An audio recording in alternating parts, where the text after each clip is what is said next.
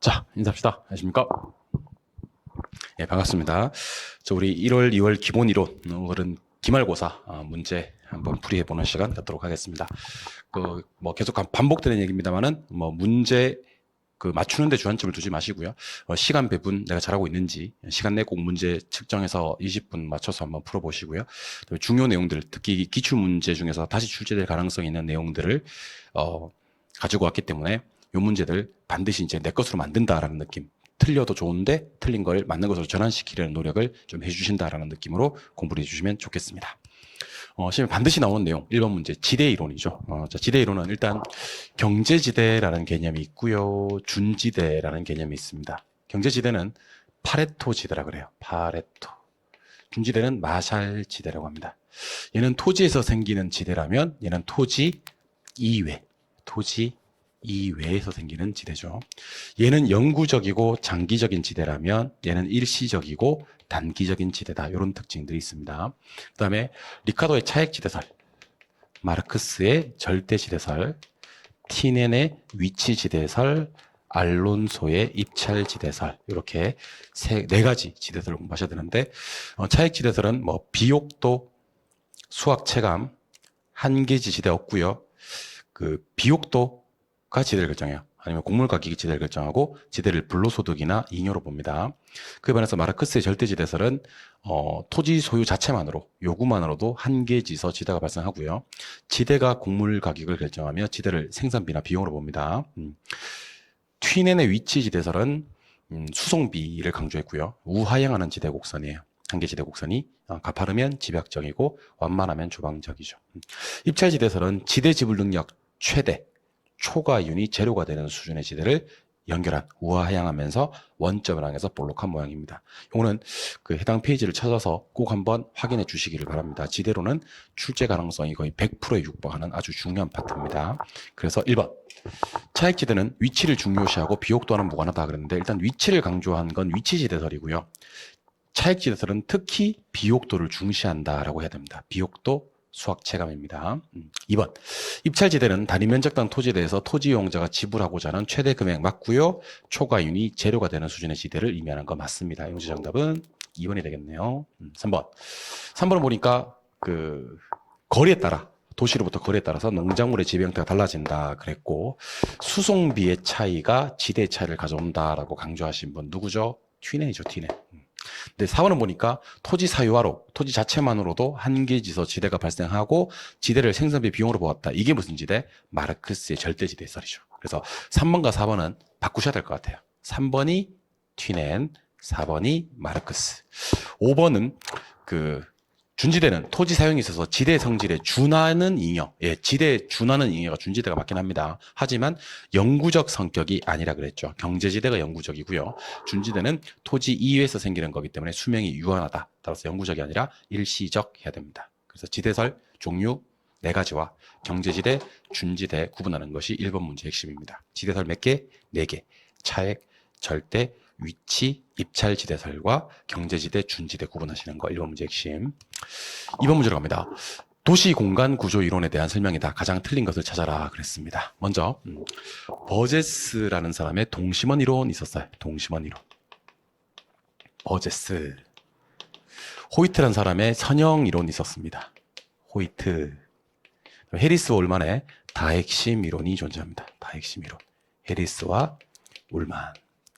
자, 버제스의 동심원 이론 핵심만 얘기를 좀 드려보도록 할게요. 요거는 일단 도시 생태학적 관점에서 침입 경쟁 천위를 따졌다. 도시 생태학적 관점 침입 경쟁 천위. 그다음에 20세기의 시카고란 도시가 중심 업무 지구, 전이지대, 저급, 고급, 통근자지대에서 중전, 저고통 5개 순서로 동심원 모양으로 가져나갔다는 이론을 버제스의 동심원 이론이라고 합니다. 호이트의 선형 이론은 부채꼴 모양. 쐐기형으로 교통노선을 따라서 교통축에 가장 가깝게 입지하는 사람이 고소득층. 그래서 버제스의 동심원 이론은 중전 저고통이기 때문에 접근성이 양호한 곳에 저소득층이 살았지만 호이트의 선형 이론에 따르면 교통축에 가깝게 고소득층이 입지한다는 것을 기억하셔야 됩니다. 아시겠죠? 해리스 올만의 다핵심 이론은 핵심은 하나가 아니라 여러 개다라고 하는 건데 유사업종, 동종 업종끼리는요 모여요. 모인다는 것을 집적한다 그래요. 집적이라는 말 대신에 양립한다라는 표현을 쓰기도 합니다. 근데 이해가 상반되는 업종들이 있습니다. 그렇죠? 이런 애들은 흩어져요. 흩어져. 흩어진다는 것을 분산이라 그래요. 분산 대신 비양립이란 표현을 쓰기도 해요. 그래서 이 문제 보시면 호이트의 선형 이론에서는요, 주택 지불능력이 높으면 도심과 접근성이 양호한 것이 입자는 거 맞고요. 헤이그의 마찰 비용 이론은 참고하시면 돼요. 수송비를 강조하고 교통비의 중요성을 강조하신 분입니다. 버제스의 동심원 이론은 점이지대는 넘버 2예요. 중심 업무지구 바로 옆에 점이지대 있습니다. 당연히 고급 주택지구보다 도심의 근거리 위치라고요. 히리스 올만의 다핵심 이론은 하나의 중심이 아니라 여러 개에 대해 전문화된 중심으로 이루어지는 거 다핵심 이론이니까. 마지막 5번이 정답인데요. 핵 발생 요인. 핵 발생 요인이 요거 4가지 있거든요. 한 번 더 해볼까요? 동종, 유사 업종끼리는 집적 모이고요. 이종, 이해가 상반된 업종끼리는 분산, 비양립하고요. 지대 지불 능력의 차이, 그다음 특정한 시설이나 위치의 필요성, 이런 것들이 핵이 성립하는 요인 4가지입니다. 요거 페이지 찾아서 꼭 한번 읽어보셔야 됩니다. 그래서 두 번째 거 맞았어요. 이질적인 것들끼리는 입지적 비양립성을 들고 있는 건 맞는데 유사끼리는요, 분산하면 안 되고 유사끼리는 집적 지향성 이렇게 해야 됩니다. 유사끼리는 분산하면 안 되고 집적한다. 이질적인 것들끼리 분산 비양립하는 건 맞는데 유사끼리는 집적한다. 그래서 이번 문제는 도시 공간 구조 이론에 대한 설명이고 특히 핵이 성립하는 원인 4가지는 반드시 해당 페이지를 찾아서 확인해 주시기 바랍니다. 이번에 정답은 5번이요. 5번. 3번이 이제 그 유명한 허프의 확률 모형입니다. 이 확률 모형을 공부하시기에 앞서서 우리가 먼저 해야 될 작업이 하나 있죠. 일단 이 도시 인구가 몇 만이냐면 5만 명이에요. 5만 명. 5만 명 중에서 80%만 매장을 이용한다 그랬어요. 80%만. 그래서 일단 58에 40에서 4만을 먼저 기억을 해 주셔야 됩니다. 이렇게 줄여주는 게 여기 첫 번째. 줄여주는 게. 그 다음에는 이제 A 거리 제곱분의 A 면적을 하시면 됩니다. 근데 문제 풀 때 뭐 혹시 우리 수험생들 중에서요? 수험생들 중에서 그 숫자가 좀 부담되시는 분들은요, 요거 약분 다 할 수 있습니다. 4천은 4로, 9천은 9로, 이렇게 4, 9 이렇게 해도 돼요. 그래서 2의 제곱은 4인데 4분의 4 이렇게 하시면 돼. 그 다음에 3의 제곱은 9인데 9분의 9 이렇게 하시면 돼. 그리고 또 4분의 4 이렇게 하시면 됩니다. 그래서 4천은 1000으로 약분하면 4가 되고요. 9천은 1000으로 약분하면 9가 됩니다. 그래서 만약에 혹시 시험에서 A 크기가 500이고 B 크기가 300이고 C 크기가 200이다. 그러면 다 100으로 약분한 다음에 5고 3이고 2고 이렇게 해도 관계없다는 얘기입니다. 약분이 다 된다. 면적은 약분이 됩니다. 거리는 약분이 안 되는데 면적은 다 약분됩니다. 그럼 이거 결국 우리 아까 4만 명으로 줄여놨고요. 결국 2분의 1이라는 얘기예요. 1, 1, 1, 1이니까 2분의 1은 몇 프로죠? 50%죠. 근데 아까 얼마에 50%를 때려야 됩니까? 4만에 50%를 때려야 되죠. 그래서 정답은 몇 명? 2만 명이 됩니다. 그래서 바로 이제 5만 명의 50%에서 푸시게 되면 답이 몇 번이 돼요? 2번이 되죠. 그죠? 그래서 혹시 2번 체크하신 분들은 요거 못 보신 것 같아요. 오히려 지금 시험 직전에 못 본 거, 시험 전에 못 본 게 다행이에요. 그래서 요거 틀리신 분들은 계산 다 하신, 2번 체크하신 분들은 계산을 다 하신 분들이거든요. 예. 그래서 2번 체크하신 분들은 앞으로 허프 확률 모형 풀 때는 그 도시, 도시 인구가 다 가는지, 또 그 중에서 또 몇 프로만 가는지를 한번 확인하는 것을 습관화하실 수가 있겠죠. 그죠? 그러니까 계산할 때 면적을 약분하고 풀 수 있다라는 것도 아울러서 기억을 해두시면 좋을 것 같습니다. 답은 1번이 되는 그런 문제입니다. 중간 점검 한번 해볼까요? 우리 중간 점검. 지대론 4개와 경제지대, 준지대 구분하자 그랬고요. 도시 내부 구조론, 특히 핵이 성립하는 원인 기억하자 그랬고요. 허프의 확률 모형 기억하셔야 됩니다. 이번에는 이제 정부가 시장에 개입하는 수단입니다. 우리 부동산 시장에 정부가 개입하는 방법은 이용 규제 있고요. 직접 개입 있고 간접 개입 있습니다. 이직간 그래요. 근데 지역 지구제라든지 TDR 이런 게 이용 규제고 사실은 이용 규제는 좀 번외로 기억하시면 좋을 것 같아요. 번외로. 왜냐하면 시험은 대부분 직접 개입과 간접 개입 싸움이에요. 간접 개입이 어떤 것들이 있냐면 5개 암기 좀 해주시면 좋아요. 조세랑 보조금 부담금이 있어요. 그 조세하고 보조금 부담금 외에는요, 금융정책 부담금, 그 다음에 LTV, DTI 같은 금융정책, 행정지원 이런 것들이 있어요. 그럼 요걸 제외한 공영개발, 토지은행, 수용, 선매, 초과매수, 도시개발, 재개발, 공공주택처럼 정부가 땅을 사고 팔고 하는 것들 있지 않습니까? 그죠? 이런 것들을 싹 다 직접 개입이라 그래요. 그리고 여러분들 느낌상 정부가 땅 샀다, 팔았다 이런 느낌이 들면 다 직접 개입이고 우리 공부하실 때는 간접 개입 5개를 조세, 보조금, 부담금, 금융행정, 조세, 보조금, 부담금, 금융행정으로 기억하셨으면 좋겠습니다. 그래서 간접 개입 찾으라고 했는데 요 세금 무조건 간접이에요. 세금은 무조건 간접이고 부담금 간접이고 그 다음에 요게 이제 금융정책입니다. 시험에서 금융 이렇게 나오는 경우도 있고요. 금융정책의 대표 주자가 LTV 아니면 뭐 총부채 상환 비율에서 DTI 아니면 뭐 DSR 총부채 원리금 상환 비율에서 DSR, LTV, DTI, DSR 이런 것들은 싹 다 금융정책입니다. 그럼 이걸 제외한 나머지는 저 4가지는 다 직접적 개입이 됩니다. 그래서 간접 개입 찾으라고 했기 때문에 답은 4번, 답은 4개, 2번이 정답이 됩니다. 이 시간 특히 간접 개입 5개의 조세, 보조금, 부담금 이런 거 있다는 걸 반드시 기억해 주셔야 합니다. 5번 문제로 갑니다. 자, 임대주택 정책에 대한 설명이다. 가장 틀린 것을 찾아라 그랬습니다. 임대주택 정책에 대한 설명 중 틀린 것을 찾아라. 자, 이 문제를 낸 핵심을 좀 소개해 드리겠습니다. 자, 일단 정부가 임대료 규제할 때는요.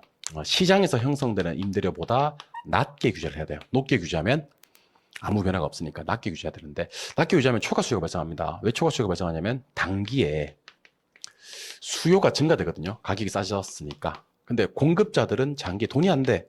그래서 공급이 감소되어 버려요.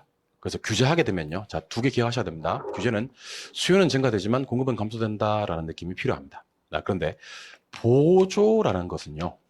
단기에 장기에 수요도 증가되지만 공급도 증가돼. 그래서 공부하실 때 차이점을 좀 알려드리겠습니다. 규제는 7천만 원짜리 임대료를 6천으로 까요. 어쨌든 가격이 싸지기 때문에 수요는 증가돼요. 근데 돈이 안 돼, 돈이 안 되니까 공급이 감소돼. 근데 보조는요, 6천만 원 가지고 있는 임차인도 7천만 원짜리 임대주택에 들어가서 살 수 있게끔 정부가 1,000만 원의 보조금을 지급하는 형태예요. 그래서 형성되는 가격이 7천이에요. 보조금 지급받았으니까 수요도 증가되겠지만 돈이 돼요, 여기서는. 아까 돈이 안 됐잖아요, 그죠? 돈이 되니까 공급도 증가된다. 그래서 규제하고 보조의 공통점은 둘 다 수요 증가. 근데 차이점은 규제는 공급이 감소되지만 보조는 공급이 된다? 증가된다. 그리고 요걸 4글자로 뭐라 부르냐면 초과 수요라고 불러요. 초과 수요. 수요 과잉. 수요는 많은데 공급이 부족해졌으니까. 그래서 문제를 보면 틀린 거 찾아라 하는 문제인데요. 보조하게 되면 실질 소득이 향상된다. 맞지? 그다음에 이하로 규제해야 된다. 싸게 규제해야 된다 그랬죠? 수요 과잉, 초과 수요를 얘기하는 겁니다. 수요 과잉, 초과 수요 같은 말입니다. 수요가 많다, 초과 수요 같은 말이에요. 보조하면 장기에 공급이 감소된다라고 했는데 보조하면 자, 규제하면 공급이 감소되는 거 맞아요. 근데 보조할 때는 공급이 증가된다. 꼭 기억하셔야 됩니다. 중요합니다. 그 다음에 규제할 때는 낮게 규제해야 되고, 규제는 일정 수준 이상의 임대료를 임차인에게 부담시킬 수 없도록 하는 최고 가격을 정하는 제도가 맞습니다. 이거는 뭐 정답이 3번밖에 될 수가 없겠죠. 보조하면 공급도 증가. 6번, 주택 구입의 거래세 인상에 따른 경제 후생의 변화로 틀린 것을 찾아라 그랬습니다. 오늘은 비탄력 하지 말고 탄력부터 한번 해볼까요? 탄력. 자, 비탄력적이 나오면 그 사람이 세금을 많이 내는데 탄력적인 나오면 다른 사람이 세금을 더 많이 냅니다. 수요가 탄력적이면 누가 세금 많이 내냐면 공급자가 많이 내고요. 공급이 탄력적이면 반대로 수요자가 세금을 많이 내요. 이런 거 배우셨죠? 비탄력이 나오면 만약에 수요가 비탄력이다 그러면 수요자 하시면 돼요. 공급이 비탄력적이다 그러면 공급자 하시면 되는데 탄력이 나오면 다른 사람. 그 다음에 거래세가 인상이 돼요. 거래세가 인상되었다. 자, 그럼 대답 한번 해볼까요? 세금이 인상되면 수요자들 좋아해요? 안 좋아해요? 안 좋아하고요. 공급자들도 안 좋아해요. 그래서 잉여라고 하는데 잉여, 생산자 잉여하고요. 소비자 잉여가 둘 다 감소가 돼요. 거래세가 인상이 되면. 왜 그러냐면 그 생산자 입장에서는 세금 내고 남은 돈이 내 거거든요. 그죠? 그러니까 세금이 거래세가 올라버리면 세금을 많이 내야 되니까 까고 내가 지불받는 금액이 하락해요. 내가 받는 금액이 하락한다. 근데 소비자 입장에서는 지불되는 금액 자체가 올라가죠. 세금 때문에. 그래서 잉여가 줄고요. 그러면 세금을 올렸으면 전체 그 세수입이 증가해야 될 거 아닙니까? 그죠? 그런데 수요하고 공급이 너무 많이 감소돼 버리면 오히려 그 거래 자체가 많이 이루어지지 않아서 조세 수입적인 측면에서 손실이 발생할 수 있거든요. 그거를 경제적 순손실이라 그래요. 그래서 조세 수입이 증가하지 못하고 손실이 생기기도 한다. 근데 수요와 공급이 탄력적이면 이게 많이 감소하게 됩니다. 그러면 순손실이 어떻게 되면 커지고요. 비탄력적이면 조금밖에 감소를 못하게 되죠. 순손실이 작아집니다. 그래서 손실은요, 그 경제적 순손실이라는 놈은 수요와 공급이 어쨌든 거래세가 인상되면 수요도 감소될 거고 공급도 감소될 건데 탄력적이어서 많이 감소되면 순손실이 커지고요. 비탄력적일수록 조금밖에 감소 안 되니까 그나마 순손실이 작아진다는 거예요. 그래서 여러분들 머릿속에 어떤 생각을 하셔야 되냐면 거래세가 인상되면 수요도 감소된다라는 전제가 깔려 있어야 돼요. 공급도 감소된다는 전제가 깔려 있어야 되고 세금이 올랐으니까. 근데 탄력적이면 많이 감소되면서 전체 파이가 너무 줄어요. 순손실이 커지는 거고요. 비탄력적이면 그나마 적게 감소되기 때문에 순손실이 작아진다라고 보시는 거예요. 그래서 결론은 수요 공급 무시하고요. 경제적 순손실이라는 놈은 수요 공급이 탄력적일수록 커져요. 비탄력적일수록 작아지고. 그래서 나머지는 제가 방금 설명을 다 드린 내용이고 5번에 보시니까 수요 곡선이 변하지 않을 때 세금 부과에 의한 경제적 순손실은 공급이 비탄력적일수록 커진다라고 했는데 B를 떼야 됩니다. 공급이 탄력적일수록 커집니다. 수요 공급 무시하고요. 모두 다 탄력적일 때 순손실은 커지고요. 4번 방금 했던 거죠. 거래세가 인상돼도 세수입이 무조건 증가되는 건 아니라 그랬죠. 전체 파이가 줄어버리면 거래가 너무 안 이루어져서 전체 파이가 줄어버리면 손실이 발생할 수 있으니 경제적 순손실이 발생할 수 있다 그랬고 생산자이겨 소비자이겨 둘 다 감소된다 그랬고 수요가 탄력적이면 공급자 부담이 더 많고요. 공급이 탄력적이면 수요자 부담이 더 크다. 이 얘기도 기억을 하셔야 됩니다. 어쨌든 이 문제 답은 5번이고 약간 까다로웠던 문제였습니다. 경제적 순손실이라든지 거래세 인상이라는 개념이 없으시면 조금 힘들었던 개념이 아닌가라는 생각이 들어요. 7번 유명합니다. 지렛대 효과에서 자기 자본 수익률 구하는 방법이에요. 자, 자기 자본 수익률 구하는 방법은 저 따라 한번 해보실래요? 내 돈, 수익, 이자, 상승분 해봐요. 시작. 내 돈, 수익, 이자, 상승분. 자, 남들 문제 파악하고 있을 때 벌써 내 돈을 넣어버리세요. 자, 보세요. 부동산이 얼마짜리입니까, 지금? 1억짜리인데 대출금이 얼마다? 6천이고 내 돈이 얼마다? 4천. 4천 넣는 거예요. 내 돈. 수익은 1,000. 자, 빌린 돈이 6천인데 이자율이 5%입니다. 그죠? 예. 그러면 6천에 5%. 자, 우리 5% 계산하는 방법 알려드릴게요. 5% 빨리 계산하는 방법은요. 50%를 계산한 다음에 마지막에 있는 0을 하나 빼. 0 하나 빼. 그러니까 우리 50%가 절반입니다. 자, 한번 해볼게요. 그러면 6천의 절반이 얼마죠? 3천이죠. 0 하나 빼면 얼마? 300. 이렇게 계산하는 게 좋아요. 그러니까 50%를 먼저 계산한 다음에 5% 우리가 계산해야 되니까 0을 하나 빼주면 5%가 된다. 그래서 이게 300을 빼줍니다. 근데 부동산이 얼마짜리냐면 1억짜리인데 가격이 5% 올랐죠. 그래서 플러스 500을 때려주는 겁니다. 그래서 내 돈, 수익, 이자, 반식의 방향으로 한번 오면서 상승분. 내 돈, 수익, 이자, 상승분. 그러면 총 벌어들인 돈이 1,500이고 여기서 300만 원을 빼도요. 1,200이 남아요. 그럼 432에서 30%가 되겠네. 그죠? 그래서 이 문제 답은 4번. 답 4번입니다. 8번 문제로 가볼까요? 자, 부동산 투자의 위험과 수익에 대한 설명으로 옳은 것을 찾아라 그랬습니다. 옳은 것을 찾아라 그랬습니다. 자, 7번 한번 보겠습니다. 우리 효율적 전선의 모양은 어떤 모양이냐면요. 세로축은 수익입니다. 가로축은 위험이고. 효율적 전선은요, 이렇게 우상향하는 모양이에요. 근데 효율적 전선이 이렇게 우상향하고 무차별 곡선은 이렇게 아래로 볼록하거든요. 아래로 볼록합니다.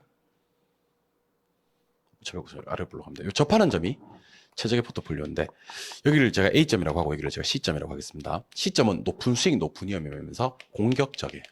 투자자가. A는 낮은 수익, 낮은 위험이면서 보수적이에요. 그래서 여기 기울기가 이렇게 우상향하는 모양이기 때문에 공격적인 놈은 무차별 곡선의 모양이에요. 상당히 기울기가 완만합니다. 근데 보수적인 놈은요, 여기서 기울기가 형성되기 때문에 기울기가 상당히 가파릅니다. 그래서 어쨌든 위험을 싫어할수록, 회피할수록 기울기는 가파르게 된다. 뭐 이거는 요구승률의 선이나 무차별 곡선의 기울기, 요게 기울기가 가파른 거예요. 위험 싫어하니까. 이거는 기울기가 좀 많이 누워있죠. 그죠? 완만합니다. 그래서 이 문제 옳은 거 찾아라고 했는데 정답은 1번이죠. 투자자가 위험을 회피할수록 한 줄 내려와서 무차별 곡선의 기울기는 가파르게 됩니다. 위험 싫어할수록 기울기 가파르다. 맞는 표현이고 정답 1번입니다. 유명한 지문이에요. 2번. 평균 분산 지배 원리에 따르면 A 투자과 B 투자는 기대 수익이 똑같다. 수익이 똑같은 거야. 동일 수익. 그럴 때는 A 투자보다 B 투자의 기대 수익률의 표준 편차가 더 크다. 이 말은 수익은 똑같은데 B가 더 위험하다는 얘기예요.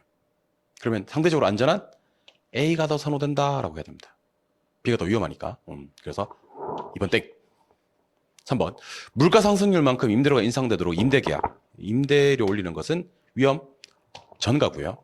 위험도 높은 자산을 투자해서 제외시키는 것은 위험의 회피입니다. 그래서 여기서 회피하고요. 전가하고가 바뀌어야 될 것 같아요. 3번은. 땡. 위험을 처리하는 방법 중에서 유명한 지문이죠. 위험 조정 할인율법은 위험한 투자일수록 높은 할인율을 적용합니다. 위험하면 높은 할인율, 위험하면 높은 할인율 기억하셔야 됩니다. 5번 보수적인 예측 방법. 자, 보수적인 사람들은요 상당히 네거티브한 부정적인 예측을 하는 사람들이에요. 그래서 부정적 예측하는 사람들, 보수적으로 예측하는 사람들이다 기억하신 다음, 수익을 가능한 한 낮게, 그게 부정적이지, 비용을 가능한 한 높게 추정하여 수익과 비용의 불확실성을 투자 결정에 반영하는 사람들입니다. 그래서 보수적이라는 말이 이렇게 높게 낮게로 이해하시면 오래 못 가니까요. 네거티브한 사람들, 부정적으로 예측하는 사람들이다라고 기억한 다음에, 이 사람들은 미래 발생될 수익을 가능한 한 낮게, 비용을 가능한 한 높게 부정적으로 예측해 놓고도 좋아 보이면 그제서야 주머니에서 돈을 꺼내서 투자하는 사람들을 말한다, 이렇게 이해하시면 돼요. 그래서 위험과 수익에서 우리가 오늘 공부하셨던 내용은 뭐냐면 무차별 곡선의 기울기예요. 무차별 곡선의 기울기는 위험 싫어할수록 기울기 가파르고요. 위험 좋아할수록 기울기는 완만하다는 거. 그다음에 A 투자과 B 투자의 기대 수익이 똑같다. 수익이 똑같을 때는요, 위험한 거 선택하면 안 돼. 안전한 거 선택해야 돼. 둘 다 수익이 똑같으니까. 그러면 A보다 B가 표준 편차가 더 크니까 B가 더 위험하니까 상대적으로 안전한 A에 투자해야 되고, 3번은 전가하고 회피하고 좀 구분해 달라는 얘기고, 4번은 위험할수록 높은 할인율 적용된다는 거 유명한 지문이니까 기억을 좀 하시고, 5번에 보수적인 예측을 하는 사람들은 네거티브한 예측을 한다는 것도 기억을 해두시면 좋겠습니다. 여기까지가 8번 위험과 수익이었습니다. 9번 포트폴리오 이론에 대한 설명이다. 틀린 것을 찾아라 하는 문제입니다. 포트폴리오 이론. 자, 우리 오늘은 다른 건 됐고 상관계수라는 거 한번 살펴보도록 하겠습니다. 상관계수. 그 상관계수는요, 제가 1하고 플러스 0.5하고 마이너스 0.5하고 마이너스 1하고 이렇게 4등분 해드릴게요. 일단 결론부터 1이면 포트폴리오 효과 없어요. 전혀 없고, 1보다 작으면 효과 있습니다. 효과 있는데 플러스면 효과가 좀 작고요, 마이너스면 효과가 좀 크고요, 마이너스 1이면 효과가 최대가 되어서 비체계적 위험을 제로까지 줄일 수가 있다라고 하겠습니다. 그래서 제가 수업 시간에 이렇게 한번 했는데 기억날지 모르겠다. 요거 손 이렇게 한번 해볼래요?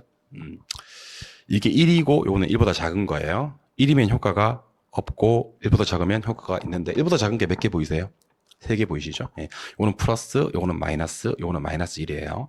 플러스면 유사한 방향이라서 효과가 작고요, 마이너스면 다른 방향이라서 효과가 크고요, 마이너스 1이면 효과가 최대가 됩니다. 그래서 효과 없다, 효과 있다. 일단 효과 있고, 효과 작고 크고 최대, 플러스 1, 그냥 플러스, 마이너스 1 이렇게 해서 4등분해서 기억하시기 바랍니다. 올해는 상관계수를 좀 잘 보셔야 될 것 같아요. 그래서 이건 정답 바로 갈게요. 정답 2번입니다. 상관계수가 1보다 작을 경우 그랬네요. 1일 경우 그랬어요. 1보다 작을 경우 그랬어요. 1보다 작을 경우. 그럼 이건가요? 요건가요? 요거죠. 그럼 당연히 포트폴리오 구성을 통한 위험 절감 효과가 나타난다고 해야 됩니다. 나타난다. 그러면 어떨 때 효과가 나타나지 않냐면 1일 경우에는 효과가 나타나지 않지. 그래서 이때는 효과가 없다니까, 이때는 효과가 있고, 효과 작고 크고 최대가 된다. 이렇게 기억하시면 됩니다. 무슨 말인지 아시죠? 10번 화폐의 시간 가치에 대한 설명이다. 틀린 것을 찾아라 그랬는데요. 먼저 역수관계 한번 해볼까요? 일시불의 내가계수와 일시불의 현가계수가 역수, 1내하고 1년하고, 연금의 내가계수하고 감채의 기금계수가 역수, 연금의 현가계수하고 저당상수가 역수인데, 우리 1년 안에 감기 한 번씩은 다 걸린다, 이렇게 암기하셔야 됩니다. 연내에 감기 한 번씩은 다 걸려, 이렇게 해서 1번을 맞아요. 연내 역수는 감기. 원리금 균등 상환 방식 잘 나왔고요. 돈 빌리고 갚아 나갈 때 원리금 상환액 구할 때는 뭘 쓴다? 저당상수 쓰는 거 맞고요. 5년 후에 3억을 모으기 위해서, 만들기 위해서 얼마를 불입해야 되는지 구할 때는 3억에다가 감채의 기금계수를 곱해서 구하는 거 맞습니다. 그래서 특히 2번, 3번 많이 나오죠. 원리금 균등 상환에서 돈 빌리고 갚아 나가는 원리금 구할 때, 상환해 나가는 원리금 구할 때, 상환액을 구할 때는 저당상수를 쓰고요. 얼마 만들기 위해서 불입하는 금액 구할 때는 감채의 기금계수를 씁니다. 5억 돈이 한 번 나왔네요. 돈이 한 번 나오고요. 그 다음에 몇 년 후? 5년 후. 그때는 일시불의 내가계수를 쓰는 거 맞습니다. 5번 잔금비율과 상환비율을 합하면 0이 아니라 1이 됩니다. 그래서 공부하실 때 자 따라해 보세요. 대지, 잔상. 대지 더하면 1 나오고요. 잔상 다음에 1입니다. 1은 100%를 얘기하는 거예요. 그래서 대부 비율하고요. 지분 비율 다음에 1 나와요. 그래서 대부 비율이 80%면 지분 비율은 20%고 그래요. 잔금 비율하고요. 상환 비율 다음엔 1 나와요. 그래서 우리 부동산 학기론 통틀어서 1 나오는 것은 깔끔하게 이렇게 한번 정리하고 가는 게 좋습니다. 대지에 잔상이 남았네, 대지에 잔상이 남았네. 그 대부 비율과 지분 비율 다음엔 1이고요. 잔금 비율과 상환 비율 다음엔 1이 남습니다. 대지 잔상. 그래서 혹시 모르니까 1 말고 100%도 꼭 같이 기억을 해두시기 바랍니다. 1이 100%니까. 그래서 대부 비율과 지분 비율 다음엔 1. 잔금 비율과 상환 비율 다음엔 1. 자, 강의 들으시는 분들 한번 따라해 볼게요. 대지, 잔상. 대지하고 잔상 다음에 1입니다. 대지 잔상, 대지 잔상. 나중에 하다 보면요. 굳이 암기하지 않아도 대부 비율과 지분 비율 다음엔 1, 잔금 비율과 상환 비율 다음엔 1 떠오르실 수 있습니다. 그래서 답은 틀린 거 찾으라고 했으니까 5번이네요. 잔상을 합치면 0이 아니라 1이니까 답은 5번. 11번 문제. 다음 자료를 보고 임대상가의 세후현금 수지를 계산하면 얼마인가 하는 문제입니다. 자, 이 문제는 얼핏 보면 그 세후현금 수지를 계산하는 문제 같지만 사실은 이 문제는요. 영업소득세를 구할 수 있는지 없는지를 묻는 문제예요. 그리고 동의 하나를 좀 처리하셔야 되고요. 자, 보세요. 순영업소득에서 부채 서비스액을 차감하면 세전현금 수지가 나오고요. 여기서 영업소득세라는 걸 차감하게 되면요. 세후현금 수지가 나옵니다. 근데 오늘 요 문제의 목표는요. 이 영업소득세를 얼마나 빨리 풀 수 있느냐. 영업소득세를 얼마나 빨리 산정해내느냐가 이 문제 푸는 핵심이에요. 영업소득세를 얼마나 빨리 구할 수 있느냐. 저는 이걸 궁극적으로는 암산으로 구하실 수 있었으면 좋겠거든요. 예, 제 목표는 그렇습니다. 그래서 저한테 결론 들으신 분들은요. 영업소득세는 암산으로 나중에 시험장 가기 전까지는 다 구하게 만들 거예요. 제 목표예요. 그럼 순영업소득은 7천만 원이고요. 부채 서비스액은 무엇과 동의어냐면 원리금 상환액과 동의어예요. 원리금. 부채 서비스액 안에는 원금 있고 이자 있습니다. 3천을 빼는 거죠. 여기까지 4천. 봐봐. 이 문제는 결국 세후현금 수지를 구하는 문제는 맞는데 영업소득세만 구하면 이 문제 푸는 건 식은 죽 먹기가 되는 거죠. 영업소득세는 1단계가 순대를 더해요. 2단계가 이감을 빼요. 3단계가 고값에다가 세율을 곱해요. 그래서 순대를 더하려고 봤더니만 순영업소득이 7천이고요. 대체충당금이 2천이에요. 그 순대 다음에 9천. 이감을 뺄 겁니다. 이자는 얼마냐면 1,000이고요. 감가상각비는 3천이에요. 그러면 4천이 빠지는 거잖아요. 그래서 이게 5천이고요. 세율은 쉽네요. 10%입니다. 그러면 얘가 500이 나옵니다. 500. 결국 이제 영업소득세 500을 얼마나 빨리 구해내느냐 하는 게 이 문제의 핵심입니다. 그럼 여기 3,500이 되어서 정답은 1번이 되는 문제인데 다시 한 번 더 우리 암산으로 이 문제 한번 풀어봅시다. 뭐까지? 영업소득세까지만. 순대담 얼마? 9천. 이감 빼면 얼마? 4천. 아까 9천에서 4천 빼기까지 얼마? 5천. 5천에서 몇 프로 때리면? 10% 때리면 500. 이걸 500을 구해주는 겁니다. 다시 순대도 합니다. 순대도 하니까 이거 얼마? 9천. 이감이 얼마? 이감이 4천. 아까 9천에서 4천 빼주면 얼마? 5천. 세율 10% 때리면 얼마? 500. 아까 세전현금 수지 4천에서 빼주면 얼마? 3,500. 그렇게 해서 답이 1번이 되는 그런 문제입니다. 그래서 세후현금 수지 계산하는 문제는 대부분의 문제가 시간 내에 못 풀어서 틀리지 이 문제를 몰라서 틀리는 경우는 없거든요. 그러면 시간 내에 풀기 위해서 1분 안에 한 문제를 푼다라는 가정을 했을 때는요. 영업소득세를 재빨리 순대를 대주고 재빨리 그 값에서 이감을 빼주고 재빨리 거기다가 세율을 곱해서 영업소득세만 최대한 빨리 구해내시면요. 이런 문제는 1분 안에 능히 맞출 수가 있습니다. 12번 문제로 가요. 다음 투자 분석의 기법을 활용해서 투자 여부를 결정한 경우 투자를 하게 되는 경우로 옳은 것을 찾아라 그랬습니다. 우리 유명한 거 몇 가지 하고 가도록 하겠습니다. 먼저 수년가 요놈은 0보다 클 때 투자해요. 수년가는 0보다 클 때 투자한다.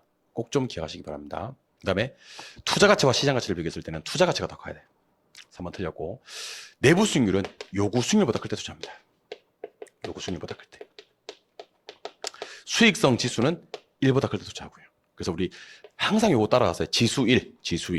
이수일과 심순회 아니고요. 지수일과 심순회. 우리 부동산 학기론 통틀어가지고 지수를 1과 비교하지 않는 경우는 절대로 없습니다. 이수일과 심순회 아니고 지수일과 심순회. 지수 1과 비교합니다. 지수 1과 비교합니다. 지수 1. 그래서 2번부터 5번까지 다 앞면이 있는데 다 틀렸어. 수년간은 0보다 커야 되고요. 투자 가치가 시장 가치보다 커야 되고요. 내부 수익률이 요구 수익률보다 커야 되고요. 수익성 지수는 1과 비교해서 1보다 커야 됩니다. 자, 5년 만에 회수를 하겠다 목표를 잡았어요. 회수 기간을. 근데 3년밖에 안 걸렸어. 그러면 좋아. 그래서 투자 내수견은 목표 내수견보다 작을 때 투자하는 거 맞습니다. 요거 따로 기억하셔야 됩니다. 정답은 1번입니다. 혹시 12번 문제 틀리신 분들은요, 교재를 보실 때 수년가는 0과 비교하고 수익성 지수는 1과 비교하고 내부 수익률은 요구 수익률과 비교하고 투자 가치는 시장 가치와 비교해서 각각 앞에 것들이 클 때 투자를 하고요. 투자 가치가 클 때. 그다음에 회수기간은 내 투자 내수기간이 목표 회수기간보다 작을 때 투자한다는 것을 따로 한번 기억을 해주시기 바랍니다. 앞면에 있는데 다 틀린 것들이에요. 1번만 옳아요. 아시겠죠? 예, 투자가 이루어지는 경우 기억하셔야 됩니다. 13번 LTV DTI 문제인데요. LTV DTI 문제인데 일단 여러분들 요거부터 좀 기억을 할게요. 자, 보십니다. LTV를 적용하면요, 바로 부채가 나와요. 바로 부채가 나온다. 근데 DTI를 적용한 값은요, 부채 서비스액이 나와요. 그 부채 서비스액을 꼭 뭐로 나눠줘야, 저당상수로 나눠줘야지 부채가 됩니다. 내는 특징이 기존 대출이 얼마 있기 때문에 4천만 원 있기 때문에 우리 요 두 개를 구한 값에서 이제 최종 값이 나올 거 아닙니까? 그죠? 거기서 4천을 또 까줘야 돼요. 이걸 다 살아남아야지 맞출 수가 있습니다. 그래서 일단 주택가격이 얼마고? 4억이고 LTV가 70%면 47에 28에서 2억 8천을 대출할 수가 있습니다. 오케이. 소득이 얼마? 4천. DTI가 50%. 그러면 4억 2천에서 2천만 원인데 요걸 저당상수로 나눠줘야 돼. 0.1로. 그럼 얼마? 2억. 항상 머릿속에 LTV는 바로 부채를 구할 수가 있다. DTI는 부채 서비스액을 구하게 되고요. 그 부채 서비스액을 뭐로 나눠줘야, 저당상수로 나눠줘야지 부채가 나온다는 겁니다. 요각과 요각 비교했을 때 무슨 숫자가 답이 된다? 작은 숫자가. 그럼 답은 얼마가 되겠죠? 2억. 하면 절단 나는겨. 답은 2억이 되면 골로 가는겨. 기존 대출 얼마 있다 그랬죠? 4천원 빼줘야 됩니다. 이걸 까줘야 돼. 2억에서. 답은 2억이 될 뻔했는데. 그러면 최종 답은 얼마죠? 1억 6천이 정답이 되겠죠. 이 문제 답은 3번이 되는 그런 문제입니다. 그래서 혹시 이 문제 4번 체크하신 분들이 제일 아까운 거예요. 4번 체크하신 분들은 제가 봤을 때 이 문제를 푸신 것 같거든요. 근데 문제 푸느라고 너무 이제 정신이 팔린 나머지 기존 대출 4천만 원을 못 보신 분들이 아닌가라는 생각이 들어요. 안타깝고 유감입니다. 그래서 요 기존 대출 좀 봐주시는 거 연습 충분히 하셔야 될 것 같아요. 14번 문제. 자, 원금 균등 상한이 있고요. 원리금 균등 상한이 있고요. 최정식 상한 또는 뭐 점증식 상한이라고 부르기도 합니다. 제가 그림 한번 그려볼게요. 그 시험장에서도 실제로 약식으로 이렇게 한번 그려놓고 출발하는 것도 괜찮아요. 여기 무슨 균등? 원금 균등. 원리. 여기 무슨 균등?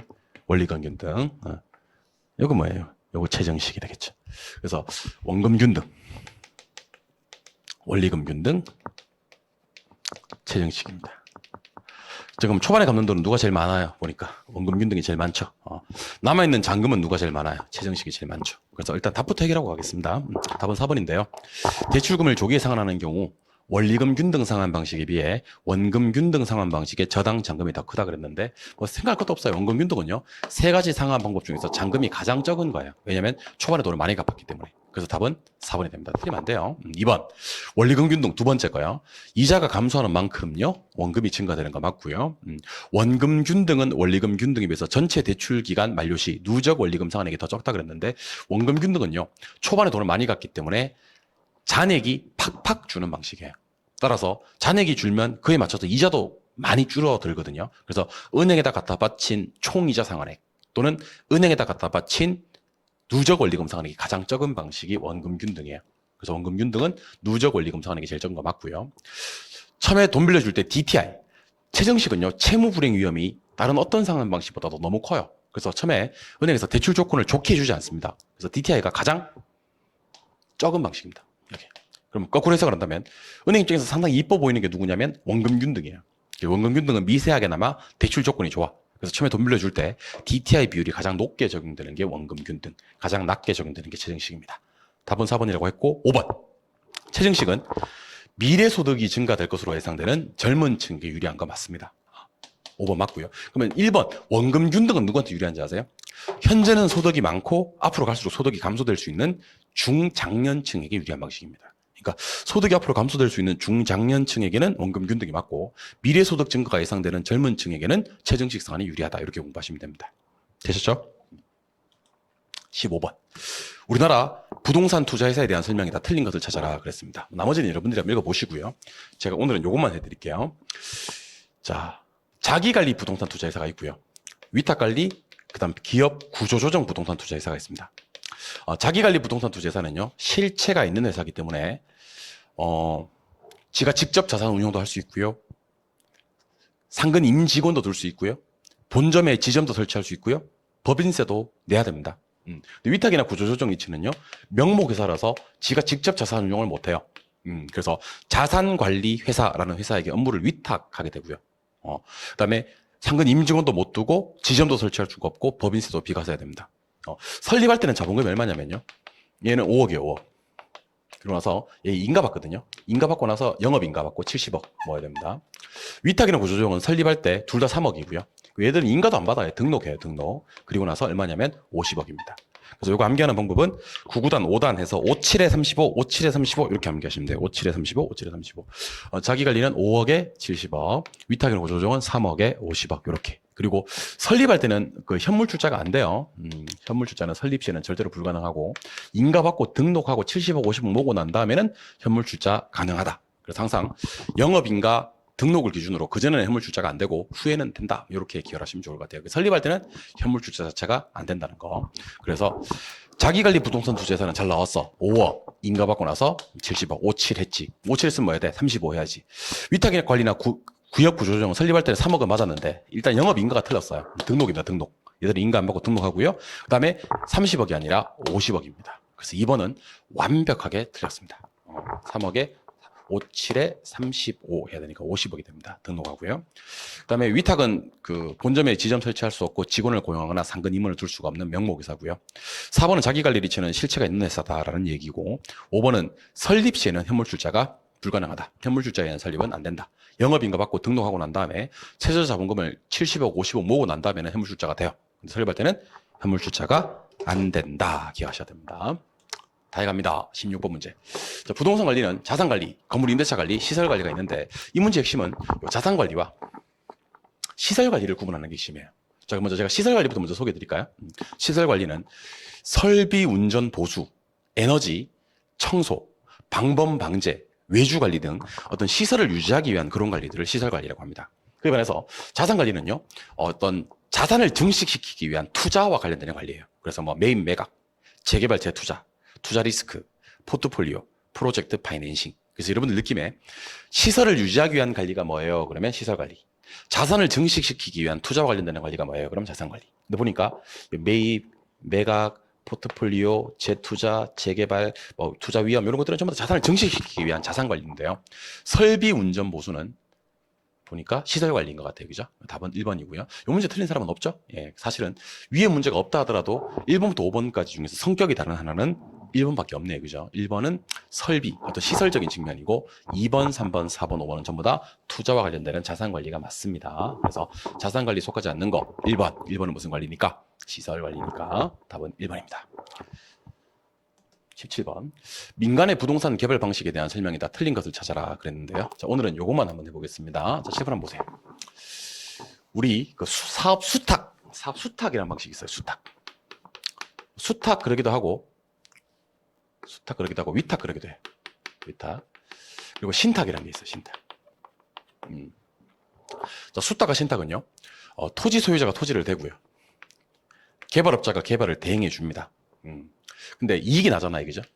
이익이 나면 이 이익을 누가 다 먹냐면요, 토지 소유자가 다 먹어요. 한 사람이. 토지 소유자가 이 이익을 다 먹고요. 물론 소유권도, 지분권도 토지 소유자 혼자 다 먹어요. 그럼 개발자는 뭘 먹냐면, 개발자는 그 수수료 먹어요. 여기서 생긴 수수료. 그래서 절대로 이제 탁에서는, 수탁이든 신탁이든 탁에서는 그 이익을 공유한다라는 표현이 뜨면 안 됩니다. 공유하는 방식이 아니에요. 그러니까 이익은 몇 사람이 가져간다? 한 사람이. 토지 소유자가 가져가는데, 그럼 신탁과 수탁의 치명적인 차이점이 뭐냐면, 신탁은 개발 기간 중 소유권이 이전되어 가지고요, 신탁회사 명의로 사업 진행도 되고 자금 조달도 되고 그래요. 그럼 신탁에서는 자금 조달을 누가 합니까? 그러면 신탁회사가 합니다. 명의도 누구 명의고, 신탁회사 명의고. 근데 수탁은요, 소유권 이전이 이루어지지 않는 거예요.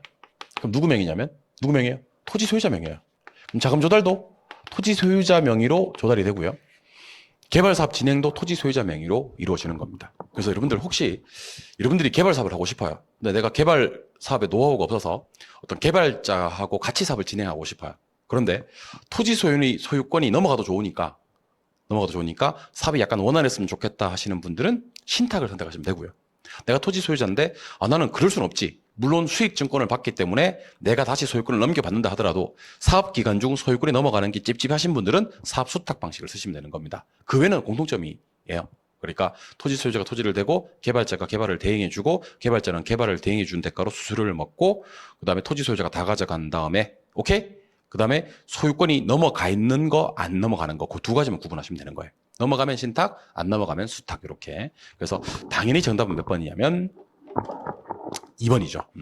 사업 수탁 방식은 사업 전반이 토지 소유자 명의로 행해진다. 당연하죠. 소유권 이전이 이루어지지 않으니까. 하지만 개발 지분을 토지 소유자와 개발업자가 공유한다. 이게 틀린 거예요. 공유하는 게 아니라 그랬잖아요. 누가 다 가져간다?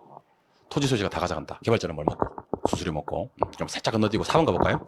토지 신탁은 토지 소유자로부터 형식적인 소유권을 이전받은 신탁회사가 소유권 넘어갔지 사업 주체가 되어서 개발 공급하는 방식이고 얘는 명의가 누구 명의예요? 그러면 신탁회사 명의고 개발 지분을 누가 다 가져가고 토지 소유자가 다 가져가고 신탁회사는 뭘 먹는다? 수수료 먹는다. 그래서 사업 수탁과 토지 신탁의 공통점이었고 BTL이 나오잖아요. 그죠? 그럼 일단 그 준공과 동시에 기속시켰는지 먼저부터 보시고 끝에 가봐요. 끝에 임차가 있어야 돼. 임차가 없으면 BTO고요. 끝에 임차가 있으면 BTL이 맞습니다. 근데 다행히 끝에 뭐가 있어요, 지금? 임차가 있죠. 그럼 BTL이 맞다는 거지. 오케이. 그래서 이 문제 답은 2번. 공유하는 방식이 아니다. 탁에서는 신탁이든 수탁이든 공유 뜨면 무조건 X도 기억을 하시면 좋겠습니다. 무조건 X예요. 18번. 감정평가에 관한 규칙상 감정평가 방법에 대한 설명이다. 틀린 것을 찾아라. 우리 너무 많이 했던 내용이죠. 설마 이걸 진짜 모르는 사람은 없지. 자, 영업권처럼 권이 떴어. 권이 뜨면 수익환원법. 오케이. 건물은 원가법. 오케이. 집합 건물의 소유 및 관리에 관한 법률에 따른 구분 소유권의 대상이 되는 건물 부분과 그 대지 사용권 어떻게 평가하는데? 일괄이 뜨면 무조건 거래사례 비교법입니다. 정답 몇 번? 3번. 수익환원법 아니고 거래사례 비교법. 임대료는 3개 있는데요. 가운데 손가락 까딱까딱 하면서 임대사례 비교법 쓴다 그랬죠. 자동차의 주된 평가 방법하고 자동차의 주된 평가 방법은 거래사례 비교법이고 자동차 거래사례 비교법 써요. 근데 같은 기계라도 선박하고 항공기의 주된 평가 방법은 원가법을 쓰는 거 맞습니다. 자동차 평가 방법하고요. 선박 항공기 평가 방법이 다릅니다. 그래서 기계라고 하면 기계가 총 5개 있거든요.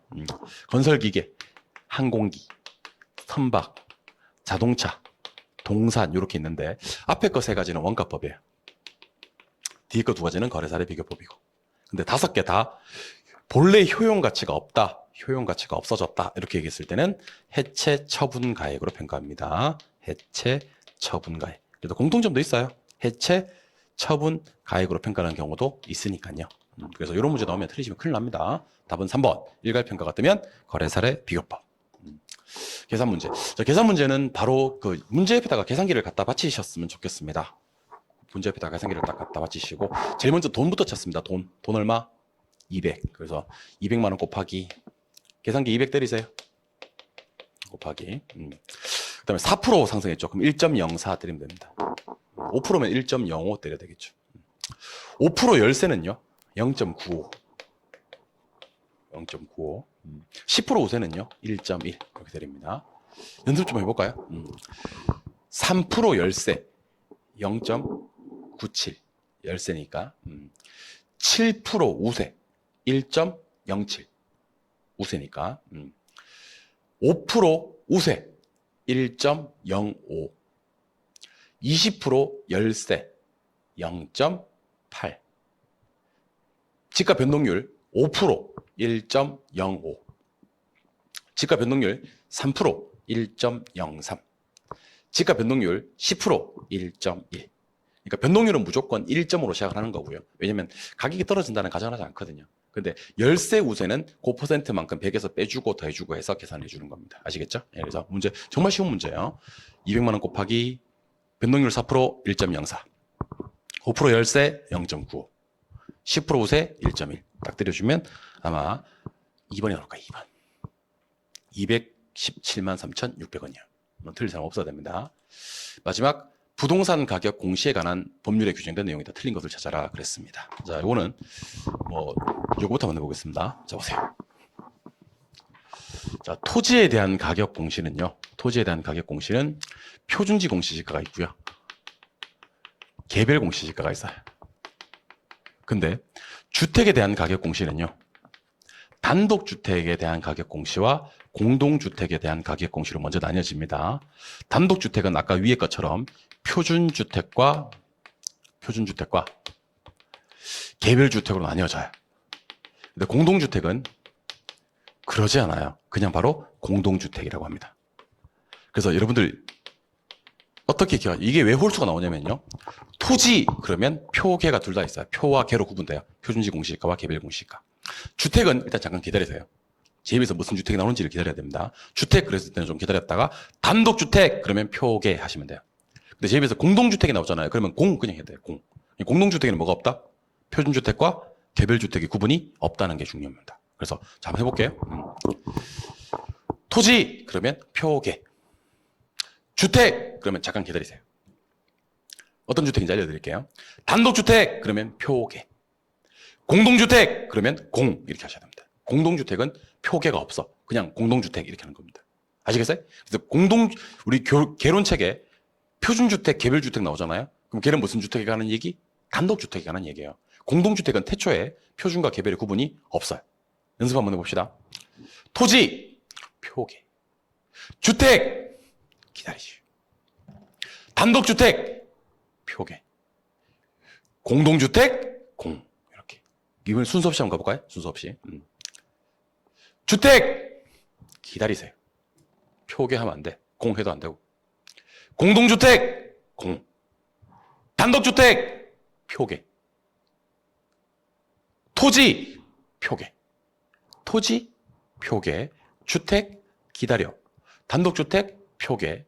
공동주택, 공. understand? 예. 그리고 어디 써먹는지 한번 볼까요? 표준지는요, 일반적인 토지 거래 지표로 쓰여요. 토지 시장의 가격 정보를 제공합니다. 국가 등의 업무를 볼 때 기준으로 삼고요. 감정평가업자가 개별적으로 토지를 가격을 판정할 때 기준으로 쓰여요. 개별 공시가는 3개가 있거든요. 과세, 부담금, 사용료, 대부료. 사용료, 대부료. 그래서 몇 대가? 4대가 가부예요. 어이구, 1대도 아니고 2대가 아니고 4대가 다 가부예요. 4대 가부가 개별 공시가고요. 나머지는 싹 다 표준지 공시가예요. 표준지 공시가는 암기하지 마시고 개별 공시가만 4대 가부 암기하시면 됩니다. 사용료 대부료는 한 세트예요. 한 세트. 표준주택은요. 바로 밑에 있는 개별주택 산정 기준으로 쓰여요. 산정 기준. 개별주택과 공동주택이 주택시장에 둘 다 똑같아요. 가격 정보 제공하고 과세 기준으로 쓰입니다. 과세 기준. 이렇게 해서 어디서 먹냐까지. 그래서 나머지는 쭉 한번 읽어보시죠. 여기 보니까 공동주택 아까 2개 나온다 그랬죠. 가격 정보 제공하고 과세 기준이 되는 거 맞고. 표준지 공시가 어디서 먹냐면요. 지가를 선정하거나 개별적으로 토지를 평가할 때 기준이 되는 거 표준지 공시가 맞습니다. 표준지로 선정된 토지는 그 자체가 뭐가 되고요. 개별 공시가로 보고요.